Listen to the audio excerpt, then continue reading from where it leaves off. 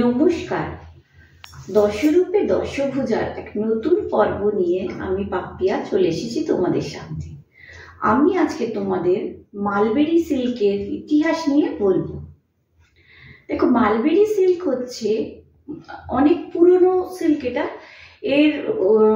এই সিল্কটার উৎপাদন বহু পুরনো ঐতিহ্যের সাথে যুক্ত।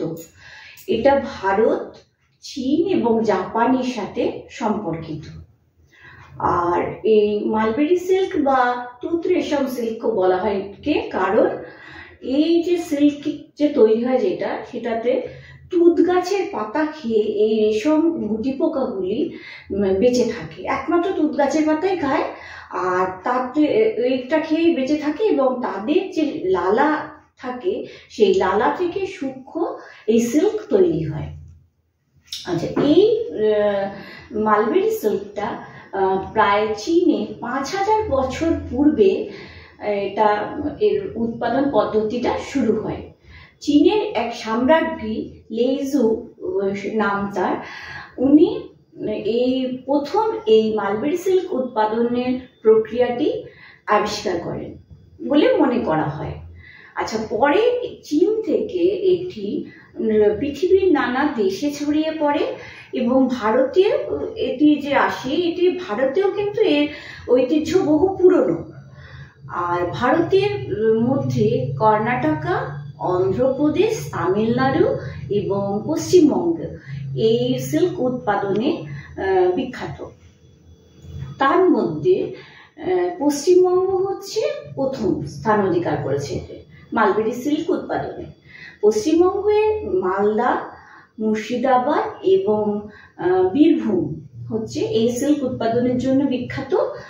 আর এই সিল্ক থেকে যে তৈরি হয় বিষ্ণুপুরি যে সিল্কগুলো, মানে স্বর্ণচুরি, বালুচুরি প্রভৃতি যে তৈরি হয়, এই মালবেরি সিল্ক থেকে তৈরি হয়। আচ্ছা, এবার হচ্ছে এই সিল্ক মালবেরি সিল্ক তৈরি হলে মালবেরি সিল্ক হচ্ছে অত্যন্ত উজ্জ্বল এবং সূক্ষ্ম, আর এতে খুব সহজে রং ধরতে পারে, মানে নানা রং, খুব উজ্জ্বল রংটা ধরে নিতে পারে এই সুতোটা।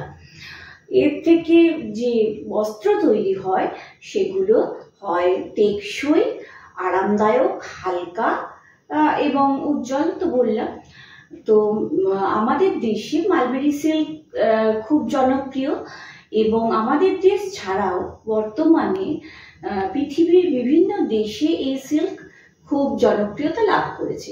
আমাদের দেশ থেকে এই সিল্ক নানা দেশে রপ্তানি হয়। এটা হচ্ছে মালবেরি সিল্কের ইতিহাস। এবার দেখো, আমি তোমাদের আমি যে শাড়িটি পরে আছি এই শাড়িটি দেখাচ্ছি। এটি একটি পিওর মালবেরি সিল্ক। এটি দেখো, এটির হচ্ছে কালার বটল গ্রিন কালারের, আর ভেতরে এটা কপার জরির কাজ। এই দেখো কপার জরির কাজ, মানে কপার জরি সত্যি কথা দেখতেও ভীষণ ভালো লাগে। গোল্ডেন আর সিলভার তো আমরা দেখেই থাকি, তবে রিসেন্ট ফ্যাশনে খুব ইন হচ্ছে কপার জরি। এটা হচ্ছে, এবং এই শাড়িটি, এই মালবেরি সিল্কটি হচ্ছে ছাড়া পাড় বলে এটাকে, মানে এখানে পাড়ের ব্যাপার নেই আলাদা, মানে জাস্ট সবই পুরো এমনি থানের মধ্যে কাজ করা এই মোটিভগুলো।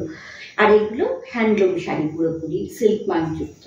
আর আঁচলটি দেখো, আঁচলটি হচ্ছে রানী কালারের আঁচল, তার মধ্যে পুরো ওই যেটা বললাম ওই জরির কাজ করা। শাড়িটি ভীষণ সুন্দর। এই শাড়িটি আমি এবার পুজোর সময় কিনি, কিন্তু পুজোর সময় যথারীতি পরা হয় না, পরিনি। তো আজকে আমি এটি মানে প্রথম পরছি এবং আজকে এটা নতুনই রয়েছে একদম। আজকে পড়েছি কারণ আজকে আমার এক মাসতুতো দাদার বিবাহবার্ষিকী। তো ভাবলাম চলো যাই, এই শাড়িটা যখন রয়েছে, এটা পরার অনেকদিন ধরে ইচ্ছা ছিল, অকেশন পাচ্ছিলাম না, তাই পরে নিলাম।